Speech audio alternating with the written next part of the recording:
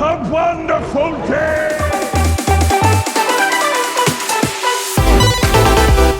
Hi everyone, welcome back to my channel. Yes, today is Thursday and we know Croker Drinker is on. Let's see what he has to say. What's up today? But let's start getting ahead of ourselves.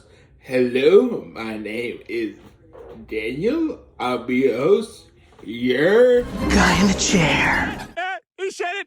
And yes, today is Thursday, and we're gonna hear what the Croker's thoughts are on the planet, the kingdom of the Planet of the Apes. So, enjoy. My relationship with the Planet of the Apes franchise could best be described as complicated.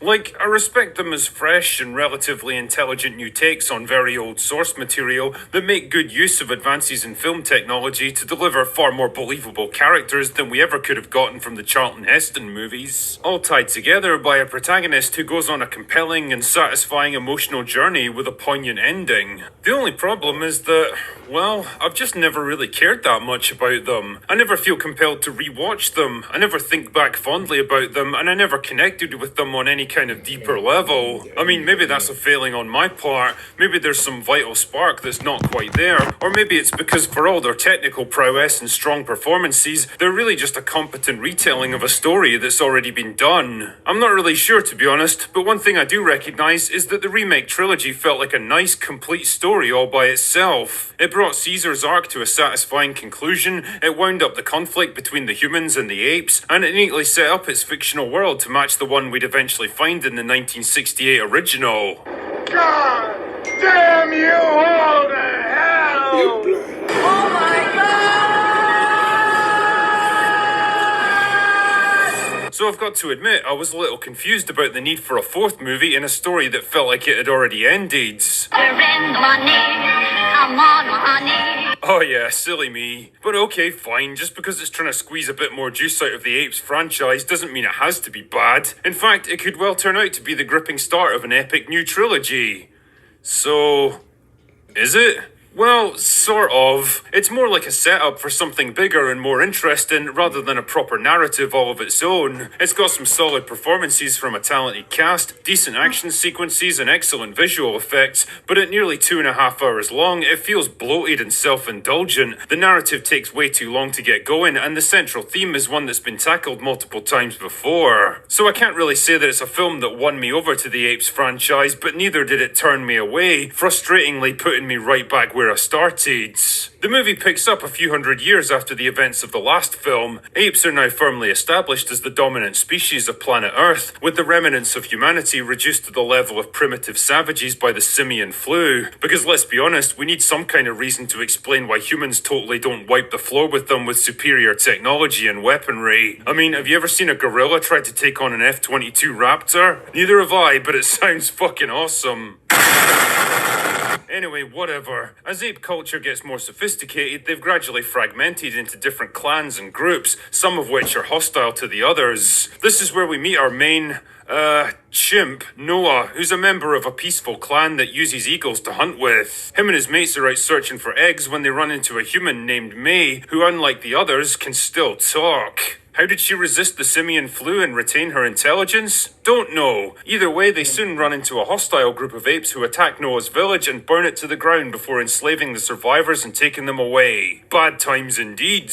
So basically, Noah's objective now is to track the raiders back to their home camp, rescue the survivors, and get the fuck out of there. To do this, he enlists the help of May, who might just know a thing or two about what the raiders are trying to find, because she's trying to get to it herself. Along the way, they'll get into various scrapes and adventures, learn a bit more about each other, before the action culminates in a big battle for an underground bunker full of abandoned human technology. And of course, this being the start of a new franchise, the ending leaves the story wide open for a sequel. There's There's a decent amount of things to praise about Kingdom, so I might as well get it out of the way first. Visually, the film adheres to the same high standard as the other entries in the series. The motion capture and animation of the apes is superb, their faces are expressive and emotional while staying believable, and the world of Kingdom retains all the usual post-apocalyptic landmarks you'd expect. Crumbling skyscrapers being slowly reclaimed by jungle, the rusting hulks of ancient ships looming over beaches, the barely recognizable bowls of long-abandoned baseball fields, the decaying remains of a forgotten civilization. It's all present and correct, and it's impressively depicted with long, lingering tracking shots that really give you a sense of the scale of this world.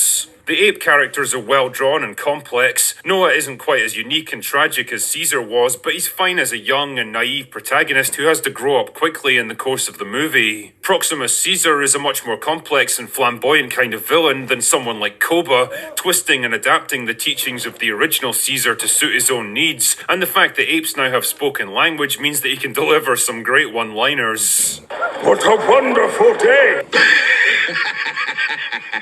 The only problem is that he doesn't even show up until like halfway through the movie, which doesn't give us a whole lot of time to get to know him. Now, the obvious undertone here is that the more advanced ape culture becomes, the more it falls victim to the same divisions, rivalries, and conflicting ideologies of the human civilization that it replaced. Which is fine as a thematic idea, I guess. The problem is that it makes the apes less sympathetic once you realize that not only are they dumber than humans, but just as morally compromised. I was able to root for them in the past because they were victimized and exploited by the dominant humans, but now they're the dominant ones, and it turns out that they're no better than their former masters. At this point, I was practically rooting for the humans to take back control of the planet and wipe them all out. Yeah, fuck you, apes. This is our dojo. On the subject of the humans, Freya Allen heads up the Homo sapien contingent of the story, where it turns out there's more than one group of survivors out there, all looking for a way to establish contact with each other. Kinda makes you wonder what they've been doing for the past 300 years, or how any of their technology would still be functional after so long, but whatever. In terms of narrative and structure, the first hour is pretty slow going. The film takes its sweet time establishing our main characters and the world they live in, and things don't really get going until like 40 minutes in, so it's kind of a slow, cautious start for a movie like this. The big reveal about what the various factions are searching for wasn't exactly a mind-blowing revelation because let's face it, it was either going to be a weapon or a piece of advanced technology, and in the end, it turned out to be a bit of both. The ending hints at yet another war brewing, likely followed by the inevitable question, can apes and humans truly learn to coexist? No, they fucking can. You've had 3 entire movies to answer this question, and the answer is the same every single time. I still don't understand why this is considered a thought-provoking concept. And I guess that was my big takeaway from Kingdom. It's really just more of the same, retreading the same narrative ground and exploring ideas that the series has already covered pretty comprehensively with the previous 3 movies. There's enough sparkle and spectacle to keep you amused, I guess, and if you're already a fan of this series that just has to know where it's going next, then it's probably enough to satisfy you. If not, then I doubt that Kingdom will change your minds. Anyway, that's all I've got for today. Go away now. Say it with me, guys. What a wonderful day! No, but the girl May, she does look very familiar. And if I know it right, that was the chick from what's the Witcher series on Netflix? Siri. I think she. I digress. I don't mind a part, but either way, I do hope you enjoyed what you saw. You do want to see more and check out. Don't forget to give Kirk Drinker a follow. He does good work. I find him very entertaining.